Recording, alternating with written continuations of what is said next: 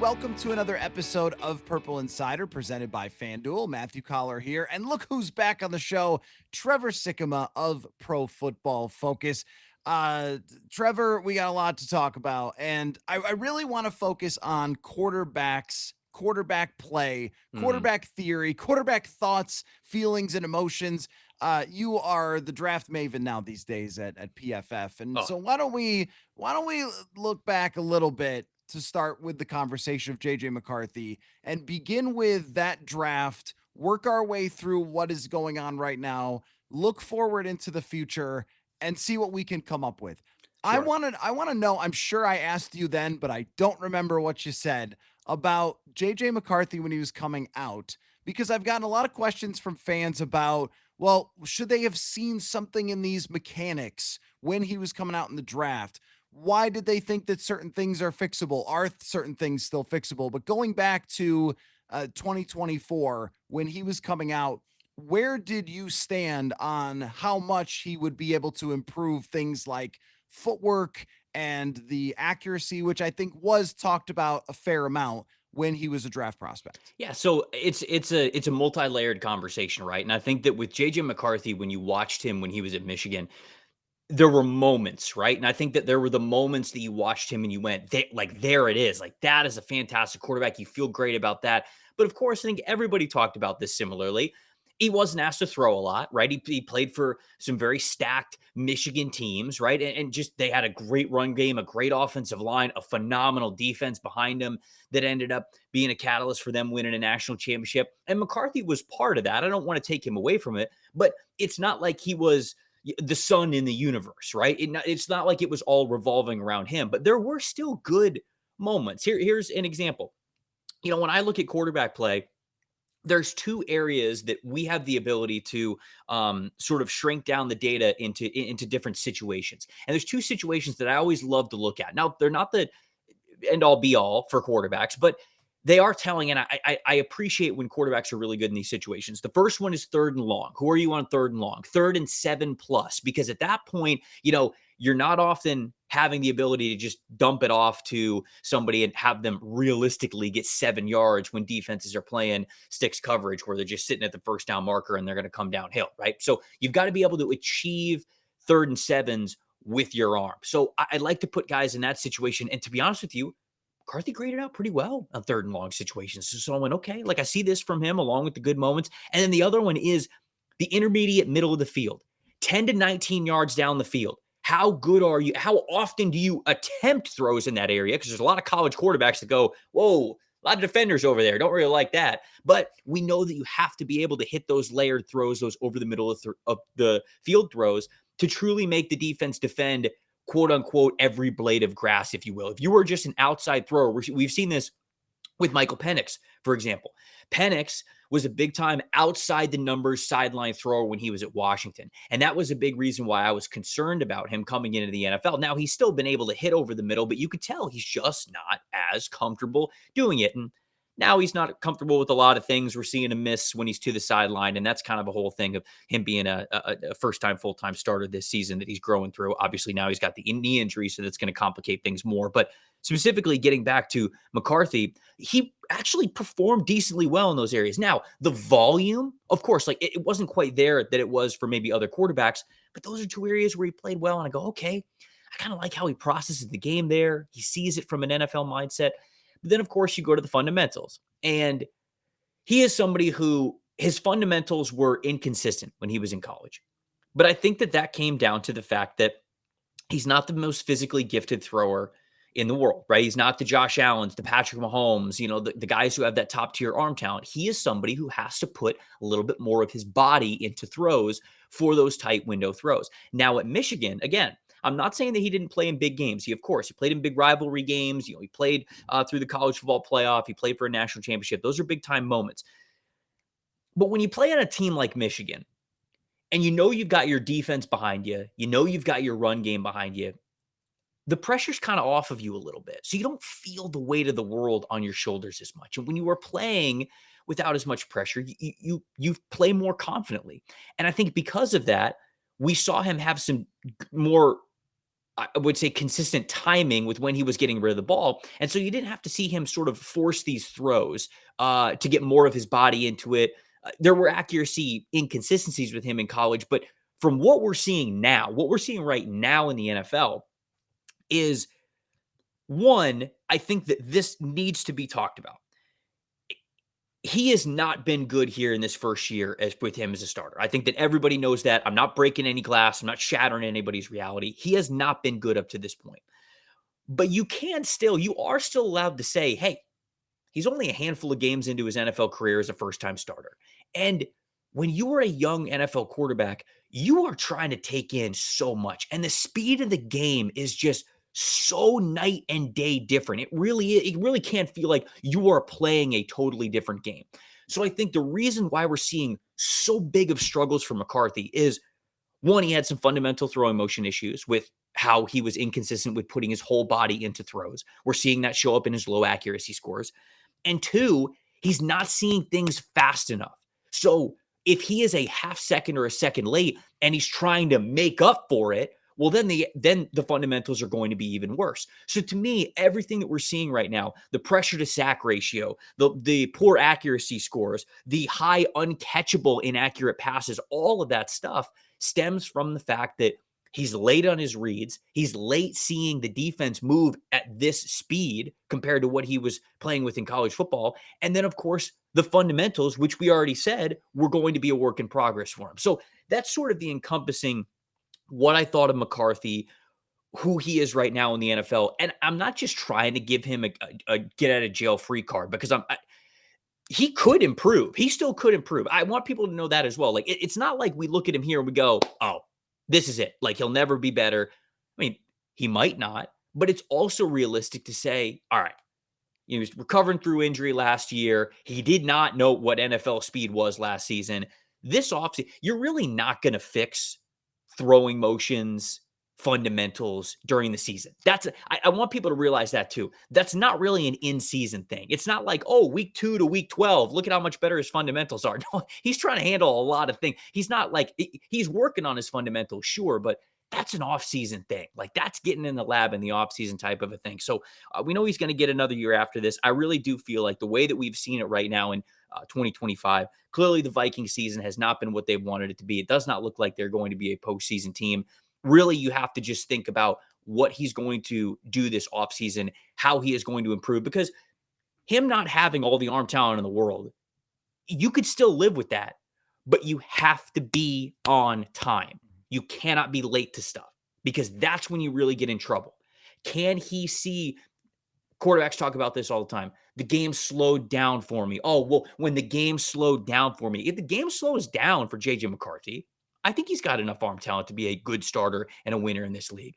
But that's what has to happen first. And it has not happened. And it's nowhere close to that happening right now. And that's why we're seeing him struggle. Folks, this year is the year that I actually get my holiday shopping going early for all of my friends and family, and there's only one place on the internet that's going to help me best. It's called Uncommon Goods. Uncommon Goods makes holiday shopping stress-free and joyful with thousands of one-of-a-kind gifts that you cannot find anywhere else. I just went to their website, I typed in football gifts, and let me tell you, so many amazing and unique options popped up. I found helmet-shaped coasters, football bingo, personalized team history books, all sorts of stuff, some of which was really cool, like college football stadium blueprints that are made by artists. You won't find anything like this anywhere else. That's just for the people that I know, but you can search any type of gift that you're looking for and find something you'll see nowhere else. When you shop at Uncommon Goods, you're supporting artists and small independent businesses. Many of their handcrafted products are made in small batches, so make sure you shop now before they sell out for the holiday season. So shop early, have fun, and cross some names off your list today. To get 15% off your next gift, go to uncommongoods.com/Purple Insider. That's uncommongoods.com/Purple Insider for 15% off. Don't miss out on this limited time offer. Uncommon Goods, we're all out of the ordinary. If you guys have been wearing hats or trying different haircuts in order to cover up for your hair loss, trust me, I totally feel ya. And maybe you've tried different hair loss solutions and nothing works. Well, I've got something for you then. It's called Hims. Hims offers convenient access to a range of prescription hair loss treatments with ingredients that work, and you can do it in a way that works best for you. Prefer an oral medication or a spray? Do it your way. Hims brings expert care straight to you with 100% online access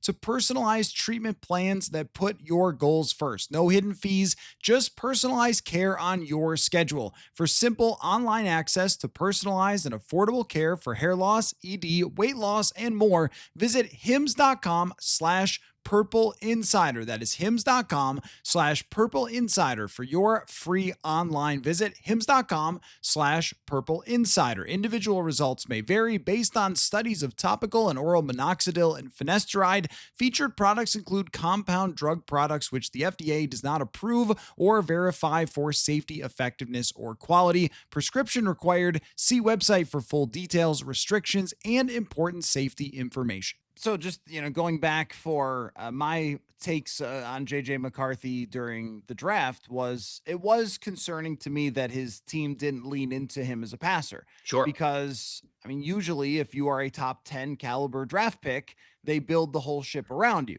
Now, I understand that Jim Harbaugh was the guy who was running the operation, and they won a national championship by not doing it. So it's not like they did it wrong with McCarthy. I'm always a little bit concerned when we start slicing and dicing things down to, I mean, you mentioned, and you should look at intermediate and you should look at third down and sevens, but things like that. It was almost like that's the only thing that we have to work with here is a handful of, oh, okay, well, these worked, but half of those games are against teams that are not even good at all. And that's the hard part about all college data and trying to apply it into an NFL prospect. I thought he was really good at running play action, throwing over the middle, and the actual velocity that he could put on the football was kind of ridiculous. And it still is. Even though, yes, he is more of a like having to drive his whole body behind it, Hmm. that thing whizzes through the air. And when he first got to Minnesota, that was the first observation from rookie minicamp was, whoa, this thing is cooking out there with the sheer velocity. And I had covered Kirk Cousins before, and sheer Right. velocity was not how you would describe Kirk Cousins. So I Right. was like, oh, okay, wow. And the athleticism, I think, was always very much there.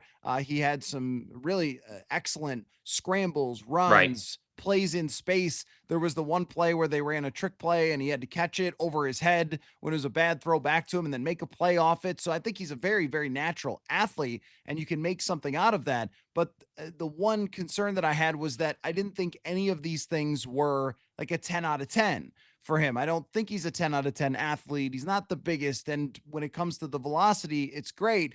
But also the great throwers, like Justin Herbert, doesn't try to throw it from the outfield. Like, he doesn't throw it as hard as he can every single time, Right. which is what JJ McCarthy's doing. So the thought was that you draft him and you develop him for an entire year. And this will always be a part of his story that the most important time for him to develop was taken away by Hmm. that knee injury. And you think about like when you're a little kid, you're learning some sort of skill. Like imagine you were learning how to golf and then you broke your arm for a summer. And then you Hmm. had to go back the next year and be like, what was it that I was learning when I was 6? Now I got to learn it when I'm 8. And Right. it feels like also not just learning it, but learning it under the white hot lights of the NFL, where folks like us picked the Vikings to be good this year. And the front office also spent all the money around him. And he's a really smart kid. He Hmm. knows all of this. Like he knows what type of pressure is on him. And I've really felt like the last 2 weeks, it's shown up even more, some of the mechanical issues, because you can feel it weighing on him. I have to make a play. I've got to prove that I'm the guy. I've got to show that I'm 9. And I think that is what ends up having some footballs fly over people's heads and stuff like that. Oh, there's no question, and you sort of brought it up there at the end. Like it's the mental part of it that's so difficult to judge, right? For any prospect, let alone quarterback, where it's paramount. And the reason why I like to put quarterbacks in those certain situations is because there's a little bit more pressure on it, right? You maybe get to peer into like, okay, well, what is this player like when it is just on them in a third and long situation over the middle when you really have to hit a tight window type of throw. There's not much margin for error there. That sort of puts you into their mindset. And if they're successful in those areas, then you go, okay, like under pressure, obviously, is something that you could judge as well. But you go a pressure to sack ratio, right? When the bullets are flying, are you taking a sack? Are you able to get rid of the ball? Do you know where your hot reads are? Like all that kinds of stuff. That takes you into the mind because it's easy to watch the tape and go like, yeah, that guy's physically got it, or okay, he's a 7 out of 10, like you mentioned, or a 5 out of 10, or a 9 out of 10, whatever. But it's truly the between the ears stuff that makes all the difference in the world with quarterbacks. And I agree with you. You know, missing last year was a bummer for him, but sometimes I think that people do forget that he did indeed miss last year. And you talked about how there's not a lot of touch on his passes right now. Again, that goes into because I think he's late. I think he's late to seeing things. And I think he goes, oh crap, I was supposed to see this a half second earlier. Let me put some extra mustard on it. And then the fundamentals go to hell. And then the football is flying too fast and you're not giving guys a chance. Whereas you brought up Justin Herbert. The thing that I love so much about Justin Herbert right now and how he's playing some incredible football is he's got all the arm talent in the world. And I think early in his career, certainly when he was at Oregon as well, it's a lot of just fastball stuff. And this year, he is so much better at just throttling down the revolutions per second on the football and just he's able to get it to his wide receivers at the right time, but also like making it easy for them to catch it, right? You could gun it in there and you could say to yourself all you want, like, oh, it hit his hands. But in reality, if you could have taken a little off of it and made the catch easier, well, that's also your job as a quarterback. So, you know, look, it is rough for McCarthy right now. There's no doubt. And what you hope is that just the last half of this season certainly looks better than the first half. You want him to get as many reps as possible. You want him to look a little bit better because, you know, not that this happens with everybody, but you think about it with guys like Sam Darnold and Baker Mayfield, and you watch these guys and like they were bad. And Baker was better than Darnold, but you know what I'm saying? Like they weren't good enough during the first 4 or 5 years of their NFL career. And it kind of took them time for the game to slow down, for them to be totally confident. I mean, the player that Sam Darnold is today, I know that Vikings fans know this well because of how well he played last year, but like he's the guy in New York, they're not even the same player. They're not even the same person. And sometimes it just takes a little bit of time. And I can understand why fans think this because it's not fun to go, well, we'll be there in 3 or 4 years, even though that might be the reality timeline for some quarterbacks. In reality, a lot of fan bases watch what Jaden Daniels did as a rookie. You know, they'll watch what CJ Stroud did as a rookie. They'll watch what Drake May is doing right now. And they go, well, they got the right guy. They picked the right guy there in that scenario. And I think that unfortunately, too often we look at cases like that as like the expectation. Like, well, why isn't our quarterback like that? And in reality, like that's not normal. Like that's not I mean, shoot, even CJ Stroud, look at what he was as a rookie, and now he hasn't quite been as good as what he was as a rookie. There's some situational things with him, but you know what I'm saying? Like it's just the first.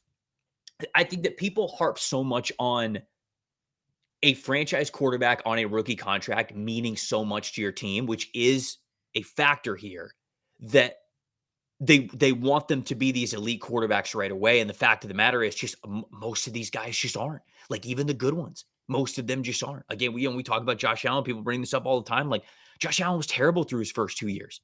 It took him till his third year, and obviously it clicked for him in the third year, and he's been on a rocket ship ever since. But like it just takes time for a lot of these guys. And again, I'm not saying that as like a huge cop out for McCarthy. I mean, we were chatting a little bit before we hit the record button. It's not that McCarthy is not good. McCarthy's the worst. Like McCarthy, other than the situation with maybe what's going on with the Jets and the Browns, like McCarthy's pretty much been the worst quarterback in the NFL so far this year. So that I think is multiplying the frustration. Is it's not like he's ranked 21st, 22nd out of quarterbacks in the league. Like he's near the very bottom in a lot of those statistics. I think that's the part that's really frustrating. And I can understand that from the fans' point of view. Right. And I think that's the hard part to work our way through of how much to make of those 5 games, because you certainly can't ignore what the numbers are with him so far. And even if you said, well, there's been some drops, adjusted completion percentage, 4 drops. He's 36th out of 40 qualifying quarterbacks. And the PFF, they've got, or ESPN's got those numbers of an on target percentage. I think Mhm. Pro Football Reference has something like this as well, and it's at the bottom of the league when it comes to that. So it's not just gains that need to be made. And I think going into this, it's leaps, it's jumps forward that have to be made. And going into the season, I think that you and I both felt like, well, if he could throw for 3,500 yards and 24 touchdowns and 10 picks, like have a 17th best season in the league with great receivers, with an offensive line that's massively improved, with a better running game, with a good defense. Yeah, this team will be in the playoffs. And the unfortunate thing is, you look at the Lions, they're not perfect. You look at the Packers, they're not perfect. The Mhm. Bears, I think, are primed to fall off toward the end of this season. And it was kind of right there for you. And it hasn't been even really anywhere close to where it needed to be. So now the question becomes, final 7 games of the season are not really about making the playoffs unless JJ McCarthy drinks whatever Bugs Bunny gave the guys in Space Jam. Great Um, reference. and maybe if that happens, then it's going to click in. How far can you go? I mean, you said it, and I totally agree with you that if you're trying to fix mechanics in the middle of a season, and the coaches are saying, "Hey, we're working on it, we're repping it," and all those, you get, I don't know, 15 passes a day or something in practice. I mean, it's Right. not, you're Right. not throwing hundreds of balls Yeah. in practice. I mean, how much can he improve from the final 7 games of the season? Yeah, I mean, I think that he can improve a lot, certainly from where he is. I mean, you mentioned that statistic, and I was just looking it up because I remember we mentioned it on our preview show yesterday on PFF YouTube channel.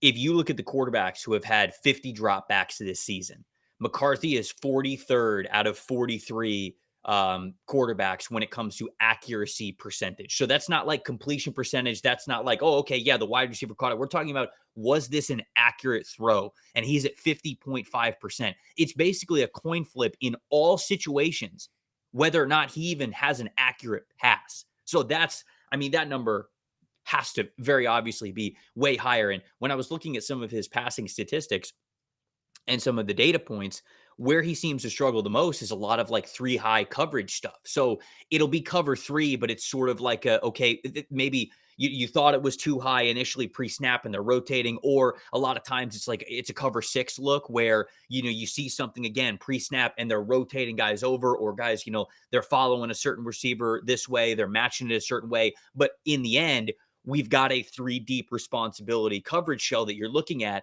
And when McCarthy is throwing deep, when he's trying to make a play deep, he does not see that super well. Again, because he does not have that experience, and he's either late seeing it or doesn't see it at all. And so really those 3 deep coverage looks are the ones where I was watching his tape and I was like, man, he's not seeing this post snap rotation. He's not ready for it. He is reacting instead of anticipating. So it can look better from a floor perspective, right? Like, again, the goal for McCarthy at this point is, when we get towards the end of the season, I am hoping you are ranked near 20th in a lot of these categories: accuracy percentage, pressure to sack ratio, like all this kinds of, like, I think that is important for him. I honestly, like, in those categories as well of like intermediate stuff, third and long situations, like I still want to see you play well there. But it's funny, I put these quarterbacks in like over the middle of the field situations. Throwing to the sideline is now like where he's struggling in the NFL, again, because he's late. It's timing stuff, and if he is late, he feels like he's got to put extra juice on it. He's more inaccurate, so that all goes into it. So just going back to your question, like, yes, it can improve. I think the floor should improve. I don't think that they're getting to a level where this team is legitimately going to be a playoff team, and I think most of the improvement from McCarthy is going to come this spring. I really do. What you want is, you just want to see progress. Can he can he creep closer to that? All right, he's the middle 20th ranked quarterback or something around 20 instead of 43rd third out of 43 eligible quarterback. Like, that's the stuff where you really don't want to see his name at the bottom of the barrel, because then you have to go into this offseason and go, man, is this really going to be, it's going to take basically the whole rookie contract for him to be the player that you want him to be. And then unfortunately, you might be in a situation where you go, okay, well, now he's playing on the fifth-year option. He's finally playing incredibly well, but it's the only season where he's played incredibly well. Or shoot, if you didn't pick up the fifth-year option and the fourth year he plays incredibly well, and now you go into a situation where you're going into the offseason, you go, well, he played really great, but it was only 1 year of it. Do we believe in the progress? Do we believe it's a mirage? That's when you get into some tricky financial situations. So that's what I would say is I know this is a cliche. I know it's sort of the obvious, but just progress from where he is right now. You don't need to be a top 10 quarterback in the NFL. Just don't be bottom 10. And I think that's what's really important over these next 7 games for him. Well, that's going to be the big challenge for the organization, is evaluating these last 7 games and how much can you really make of them in general, because we've seen Sam Darnold it tricked the Jets a couple of times with, oh, well, those last 5 games he was pretty good, and they've got Washington and they've got Dallas and they've got the Giants, and you can have some pretty good games, but that doesn't necessarily mean it's going to be over 17. I think that that's a really big thing that the organization will have to balance, because with the group that they have, they've built the best offensive line. I mean, I think it's one of the best offensive lines in the league when it's completely healthy. Dude, It's I love this team on paper. I picked, full transparency, hand up, I picked the Vikings to go to the Super Bowl because I looked at this team and said, of course, like, health is the big thing for any team, yes, right? You yeah. have to stay healthy. But I was like, if this team has the luck of health on their side, all McCarthy has to be is like a game manager. And I think that this team either competes for the top of this division or it makes a wild card. And I love the stuff that they're made up of. So I would totally agree with you with that. Let me ask you about a couple other quarterbacks, if you don't mind. Hmm. Right now, the on FanDuel, the MVP favorite is Matthew Stafford, which gives hope to all of us who are a certain age of, hey, you know what? You could go into them late 30s, you could still live your life.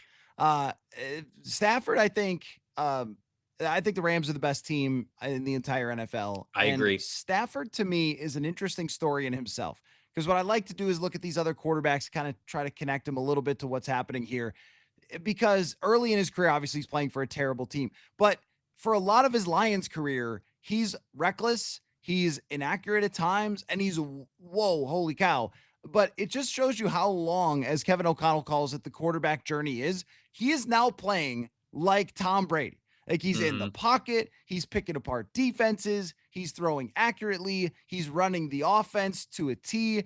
And it's old man Stafford didn't want to get hit in the back anymore and decided that he was going to play the smartest football of his career. But do you agree that he would be the MVP right now? Let me see what the odds are there. Yeah. Plus 135 for Hmm. him to be the MVP right now, and that the Rams should be the Super Bowl favorite. Yeah, I don't know where this phrase originated, so I don't know who said it first, but youth is wasted on the young. I think is something that I think about, especially when it comes to situations like this, where Tom Brady and Drew Brees and Peyton Manning and Matthew Stafford would all be like, I'm the best version of myself right now, but I just happen to be 38. If I was 26, if I had my 26-year-old arm right now, but the mind of a 38-year-old, I'd be the greatest quarterback of all time. But it's just that's part of what McVay talks about, I'm sure, with the quarterback journey, is balancing that, staying healthy, making sure you can preserve your arm as much as possible. Because if you survive in this league and you get to your early 30s, mid 30s, whatever, the wisdom that you have, you're going to be able to beat people with your mind as much as your arm. I mean, Brady, look at what he did in Tampa above the age of 40. Not only did he, really take good care of his body, but Brady said all the time, he's like, I had the answer to the test every week. I had the answer to the test. I knew how to study film. I knew how to study my opponents. And every single Sunday, I can't remember. I can't remember when he said he learned this or this became a standard for him, but he has the quote where he's like, I wouldn't snap the ball unless I knew exactly where every player on the defense was going to go. And he's like, we had multiple plays, obviously, where we had an initial play and then I could kill it to another play, or I could make an audible. I could have a wide receiver look at him and kind of hot route him a certain way. But he's like, I wouldn't snap the football unless I knew exactly where the defense was. Can you imagine if you're a quarterback and like every single play, it's simply just about the execution of where the ball is going. You're not surprised at all. You're as calm as could possibly be. As long as the offensive line doesn't get whooped within the first 2 seconds, you know that you're completing the pass. That's an incredible reality. And it feels like that is how Matthew Stafford is playing right now.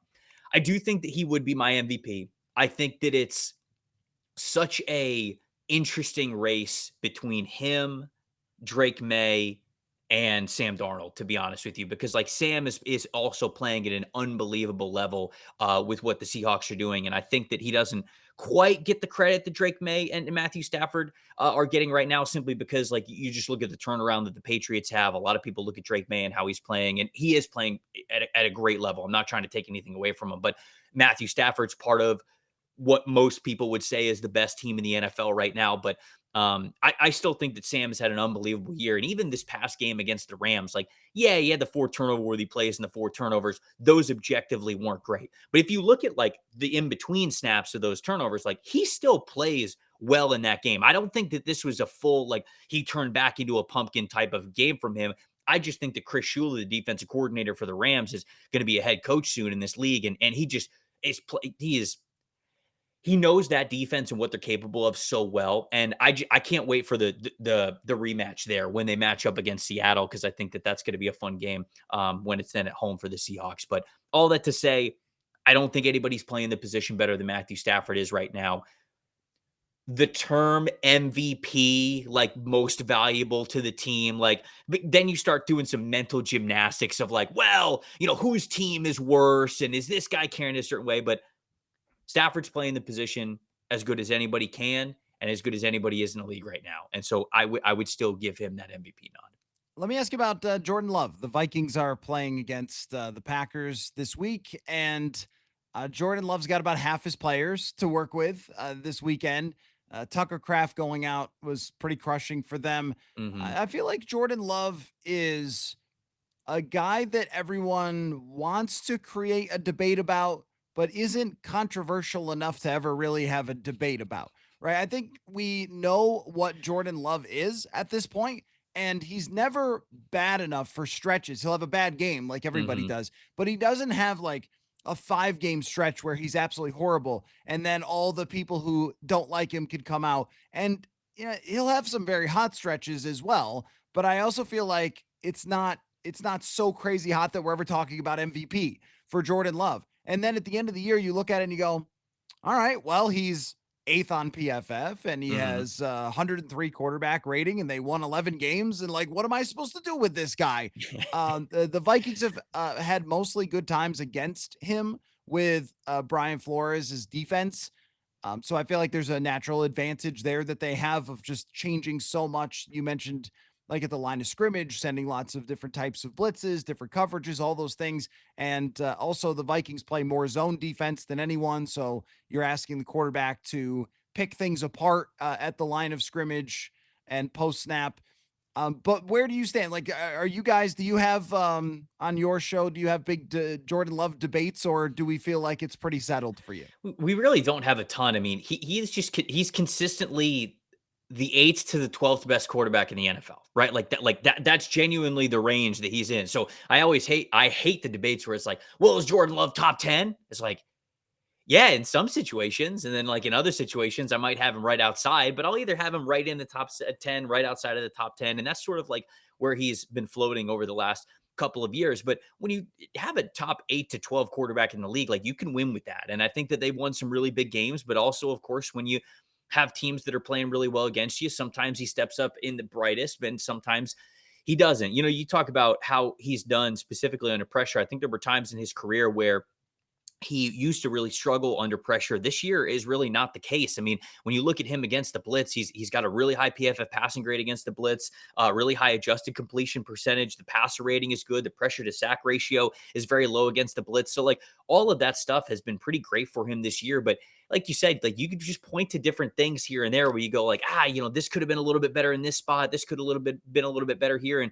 playing quarterback in the NFL is really hard. Ultimately, the way that I would say it is just like I think Jordan Love is somebody that you can win a conference championship with. And if you can win a conference championship, you get to a Super Bowl, it's one game, of course. I think that you're in the conversation to potentially win a Super Bowl as well. He's one of a few quarterbacks where I think he has the ability and the potential to be able to do that. I think of him, I'm just sort of thinking this off the top of my head. So if people, hold me to this, I'm subject to change my opinion here. But like, I kind of think of Love a little bit like I think of Eli Manning, where it's like you look at Eli Manning's 2 Super Bowls, and when Eli Manning was hot and that New York Giants team was hot, they got 2 rings. And like, I genuinely feel that's a Jordan Love type of a player where he has the ability to get hot and win a Super Bowl ring. Like, I think that's well within the realm of possibility. But then in the in between, there'll be some ups and downs a little bit here. And so that's sort of the narrative. I'm not saying that it's like an exact 1-to-1 comp with who he is versus who Eli is and all of that. But that's sort of just the way that I view him when it comes to the grander conversation, because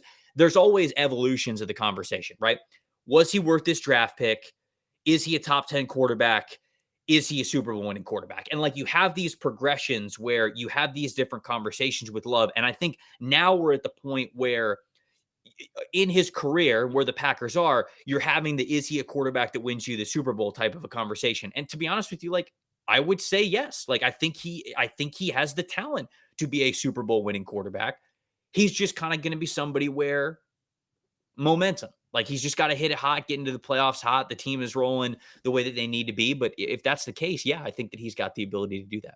So the way that I've decided to bunch quarterbacks is between chances to win the Super Bowl, which is if you are Tom Brady, then you have, well, he had 20 chances to win the Super Bowl, but most quarterbacks don't play that long. So use the number like 10 times you'd have a chance Mhm. to win a Super Bowl. If you are Josh Allen, if you're Lamar Jackson, if you're Patrick Mahomes, over a career, you probably get 10 shots at it because you're winning double digit games time and time and time again. You're Right. pretty much roster proof most of the time. I guess Mahomes hasn't been the last 2 years, but most of the time in your career, right? There's 2 or 3 of those guys per generation.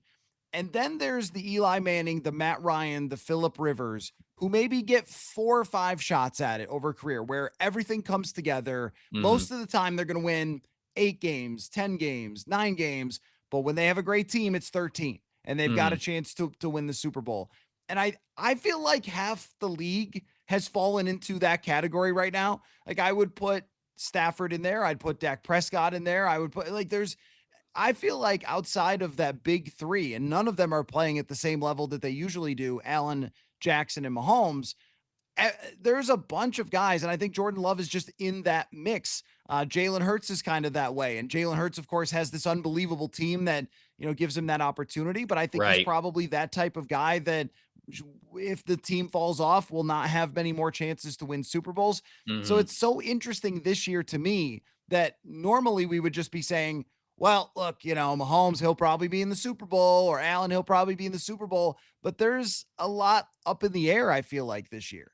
Yeah, there's a lot of quarterbacks that I think have the opportunity to, yeah, sort of ascend into that second tier that you talked about. You have the guys that are always going to be there. When Burrow's fully healthy, I'd absolutely put him in that top tier conversation because of how he plays, right? I think Herbert is showing us right now he's on the cusp of that, maybe tier one, if not the first name that you'd probably name in tier two, depending on just the stipulations of kind of how you're having this conversation. But this year, certainly there's a lot of quarterbacks that are saying, well, hold on, wait, I could be in that tier two. We could be in that tier two because the Bills aren't as strong as they have been in years past. The Chiefs aren't as strong as they have been in years past. The Ravens aren't, right? The AFC is way more wide open.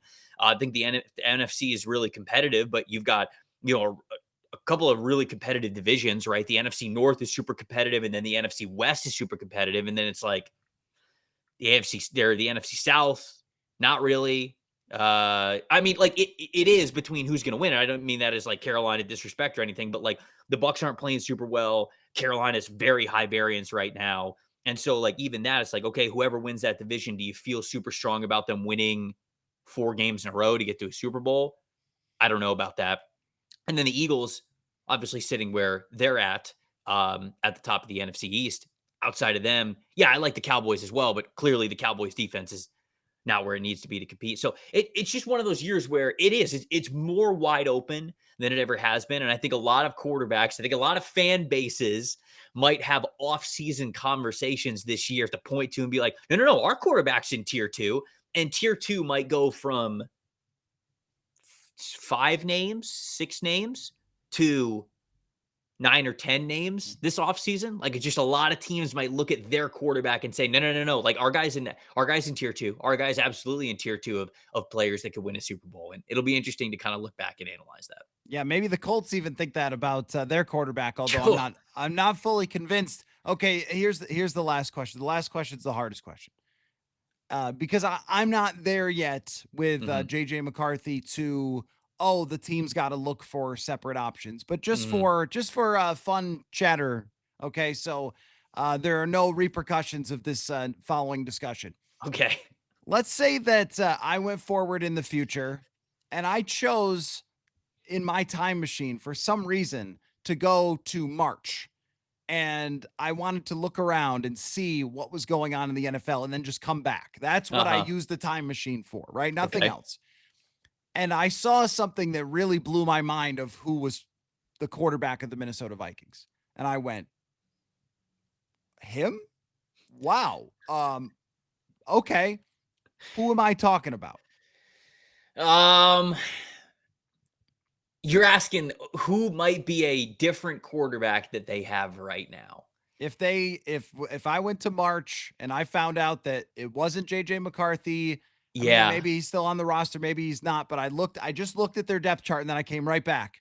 I had to come right back to the present. And Right. I went, he's their quarterback. I got to go back and tell everybody. Yeah. I think the only three that make sense to me as even like options, like I'm trying to think around the league off the top of my head.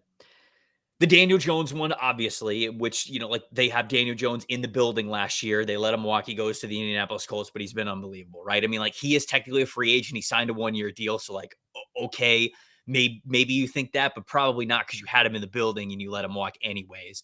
So, probably not, but like he would be one.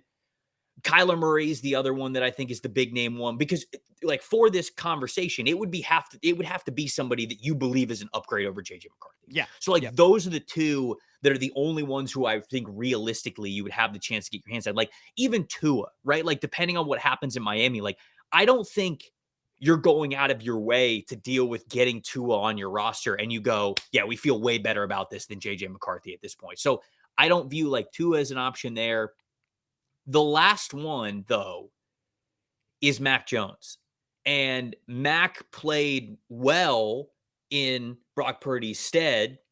Is there a reality where you think, hey, we might be able to get Mac Jones here just as a true overall open competition for who's going to be the best quarterback? And, look, Daniel Jones entered this offseason in an open competition with Anthony Richardson. Like, it wasn't like they signed Daniel Jones. They were like, this is our guy. He's going to be unbelievable. Like, all this. Like, he sort of went into that similar scenario. Do you believe that maybe there's a similar scenario there where you could trade for Mac Jones, who I think is entering the last year of his deal in San Francisco? You feel like you could get something for him. He goes into that open competition with JJ McCarthy because you just say to yourself, we don't want to waste the roster where it is right now. We talked about how good it is on paper. So those are the three that come to my mind. I don't know if there's any other quarterback out there that one is, acquirable, if you will. And then another one is of the level where you would entertain this above just keeping JJ McCarthy and having him for another year, right? The Kirk Cousins one, I don't really believe. Mm-hmm. Like I don't think that would be the case. I'm trying to think other like neither of the Cleveland quarterbacks, if you wanted to get somebody else in there, is somebody that I would entertain at that level. Andy Dalton, no. Marcus Mariota, I don't think Washington lets him leave with the injury potential that Jaden Daniels has. Like I just don't really think off the top of my head there's a lot of other quarterbacks other than those ones. Daniel Jones, Kyler Murray, and then Mac Jones. And I think Mac Jones is probably the one that's most realistic. What about Trevor Lawrence? Yeah, so I thought of him as I was thinking about this. It would have to So I had a thought I had a thought that I talked about amongst friends that I wondered if I would ever say in front of a microphone and a camera. But there was a point this year where I was like, let's just swap Kyler Murray and Trevor Lawrence and just see what happens. Like just let's just it's similar. I don't know off the top of my head, like similar-ish contracts, but like let's just see what happens here for both of them. But obviously, I don't think that that's the case. I think Arizona is a lot closer to moving on from Kyler Murray than the Jags are from moving on from Trevor Lawrence. But Lawrence is one of those guys who has he been horrendous? No. Has he lived up to what you wanted him to be? Also, no. But for the Jags, you already traded multiple draft picks to go get Travis Hunter. Do you feel like trading away your franchise quarterback and recouping those first round picks is really the best means of operation? I can't get myself at this point to think that Jacksonville would do it. I think Yeah. there have been times where we've had this conversation and it's like, we're a little bit closer to this than I ever thought maybe we would be with Trevor Lawrence. I just don't think that they're quite there yet. They would have to play pretty dang bad down the stretch and miss the playoffs for us to entertain that. But that is the one that I thought about is like, I think this one actually makes the most sense for Minnesota to pursue, Mhm. but I don't actually think we get to the point where he's going to be available. So, Right. And with Trevor Lawrence, even though I think he's settled into being not a good quarterback, there's always around the other side really, really bad quarterback play, which I think is why teams sign these guys to $50 million contracts. How are you signing right. that guy to this much money? Well, if you end up with a bad one, your franchise goes down, everyone gets fired. So, yeah, I just look, a lot's going to change over the next 7 weeks, and we could be talking about options. We could also be talking about, wow, JJ McCarthy's ready to go into 2026, good to go. And those first 5 games will be long forgotten. I guess, Trevor, we will find out. Trevor, you do a phenomenal podcast, the PFF NFL podcast. I also have a feeling that I'm going to be reading your work earlier than I want to as it pertains to the draft. I did not think that by December I was going to be looking. Does Trevor have a mock draft out yet? But I might. So is the simulator up? Can we use the Oh, brother, simulator? the simulator's been up and updated Oh, for okay. over a month and a half now. Like All right. we've got more prospects on there than we ever have. We've got almost 500 prospects on Oh, there. I've got scouting reports for over 300 of them, which obviously as we go into December, we'll be updating all of those with sort of the final thoughts. The class starts to become solidified, but the mock draft simulator is up and running, my friend. Get ready to learn Jeremiah Love, the running back from Notre Dame, because I know a lot of your readers can be like, wait a second, maybe this guy is what JJ McCarthy actually needs. So get ready to learn Jeremiah Love, buddy. corners. I think we're going to have to learn corners, but yeah. Well, all right. I'll be using that a lot more than I have in some previous years, but I appreciate all your time, man. Always great to get together with you. Tremendous conversation as expected, and we'll talk again soon. Thanks, Trevor. I appreciate you having me as always, Matthew. Always a good chat.